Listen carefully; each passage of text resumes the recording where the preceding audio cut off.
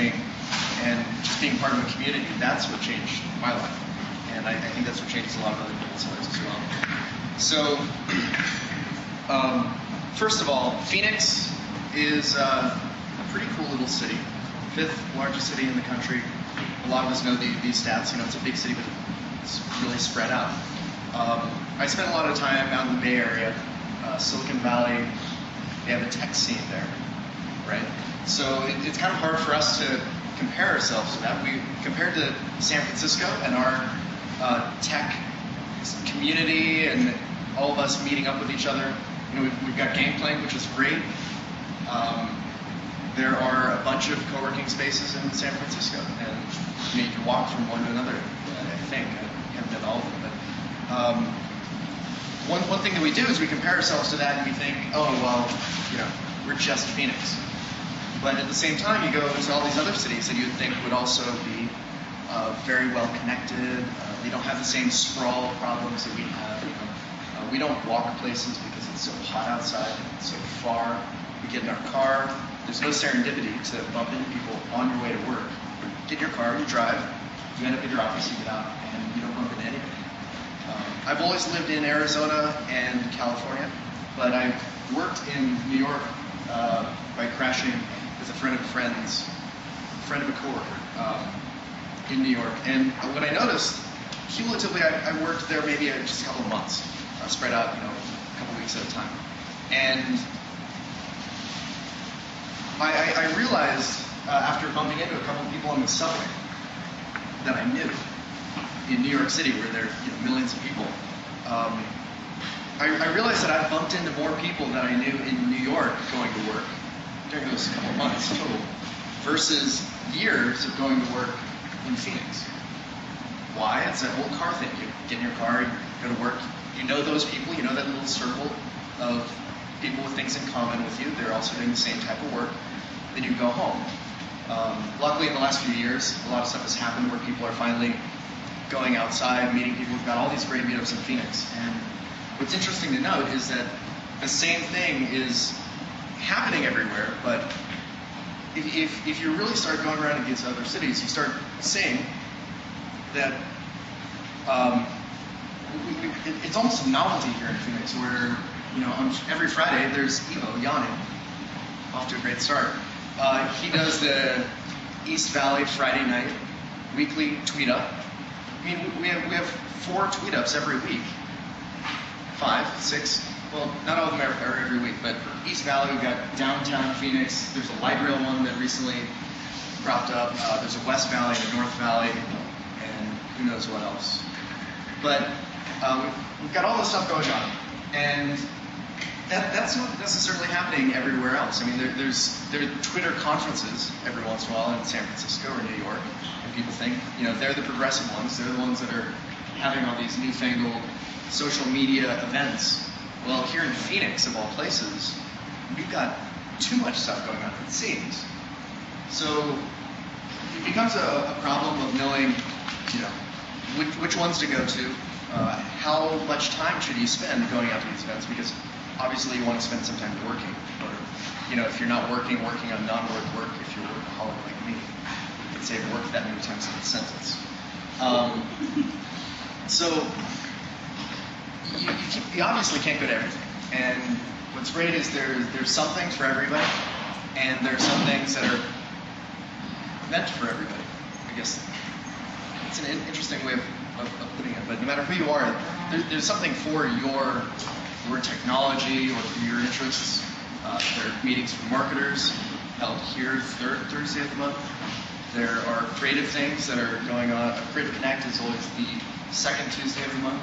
Refresh Phoenix is the first Tuesday. I'm not listing these off in a way to make it easy to take notes, but I'll give you some resources so you know where to look these up later. But I was going to a lot of these events and learning their patterns, you know, being monthly. A lot of them arranged by, as those were, on the X, whatever day of the month. Social media clubs is the second Thursday of the month.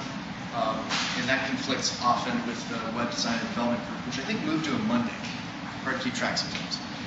And so it was almost a year ago, I think, I did this brain dump in an email, and I sent it to a friend that had a bunch of sites that had lists of things. I think the main hub was anothergreatlist.com.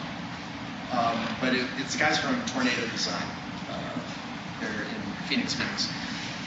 And I sent this to them and I said, it would be great, a list of all the great events that are going on around Phoenix. Because it's hard for me to just, ramble all these different things off and what their patterns are. And, the third Wednesday of the month is usually the, Flash platform user group. Not everybody is going to, learn all those and remember them. So they created they did, based off that list, and they've added a ton of stuff to it since then. Meetupstogoto.com, and it's just for Phoenix events, and it'll say the title, it'll give you a link to their homepage, and it'll tell if there's a pattern. It's this day of the month, typically.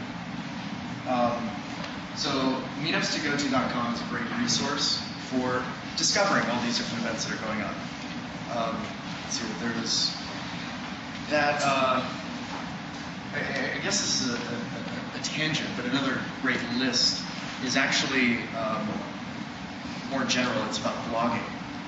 If you want to see all the stuff that's going on in Phoenix, you can subscribe to like 300 or 400 blogs that are run by people in Phoenix.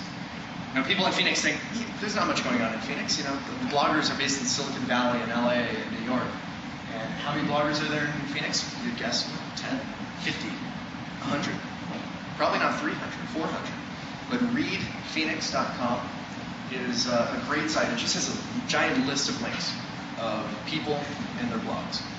And if you want to subscribe to all those, you'll probably hear about a lot of these great events. So it's part of the loop back to from that tangent. And that was killing some time trying to think of other good event resource sites. I didn't have everything written down, but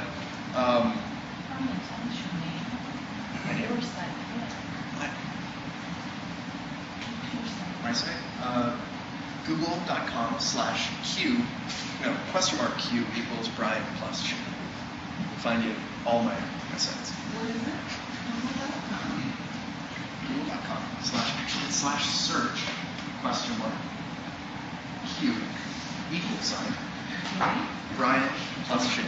It's the same thing as just going to google.com and typing Brian space Shane. It's under. Okay, what's your last name? Shaler, S-H-A-L-E-R. So you can Google me and find all the crap that I'm doing, but along the lines of all this social stuff, I'm actually adding another thing to the list of results that you'll find on that page. I'll mention it at the end of this. AZ groups for the technologists among us, and there's some things on the list that aren't strictly technology, but it's a great calendar set up it's got all these recurring events going on, a lot of the special occasion ones as well. azgroups.com, it's mainly for technology user groups. If you're into Java, there's at least one Java user group. Sometimes they get so big that they have multiple locations. There'll be an East Valley this, or an Avondale that, or a North Phoenix this. Anything from Ruby to Ruby on Rails to .NET, PHP to PC user groups. If you want to meet other people and talk about just computers in general, I haven't been to that meetup, but it's probably more of the beginner, like I'm getting into computers type thing. So I would definitely check that out. Subscribe to the calendar, get all that stuff, and you'll be exposed to new events. So part of that is the discovery phase, learning about all the stuff that's going on. Twitter is also great for that.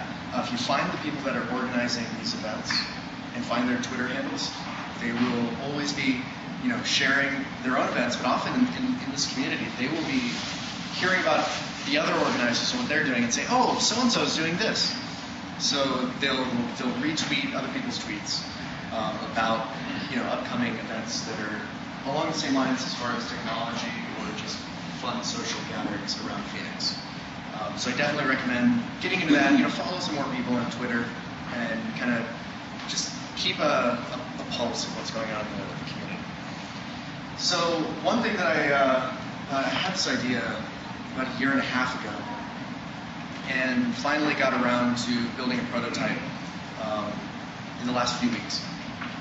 and it is along the same lines of helping people discover all the events that are going on. But I thought something was missing. Stuff like easy groups, as great as it is, it's a lot of noise as well. And also, it's technology specific. So what if you have, interest in music or sports or technology and something else? So I started working on this site called Eventification. It's an event notification system. It's at eventification.com. I guess this is the official unveiling or launch of it.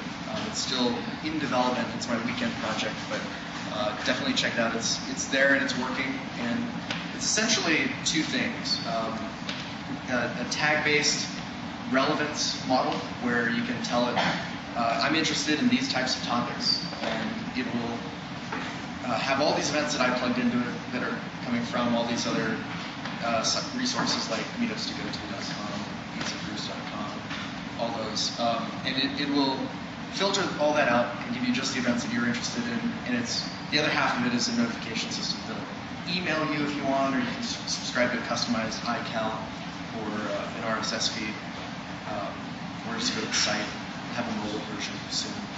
So I think jumping back from the resources side, I think it's all pretty valuable stuff, but there's also the philosophical side of it. Can you afford to go out to all these different events? Sure, they're free, but time is money, and we're all pretty limited with time. So I wanted to kind of throw out some ideas of why you should go to these social outings at all. What are you going to get out of it? How many you should be going to at least, but also how many you should be going to at most. Let's see here. Why you should be going to these events is pretty clear, but it's hard to describe how valuable knowing people in the community can be until you actually have one of these fringe uses for that value. So, for example, maybe you have a friend that is looking for a developer to work on your site. Well, you happen to go to this web developer meetup, and you know a bunch of cool new people now that you can tie two people together, and all of a sudden,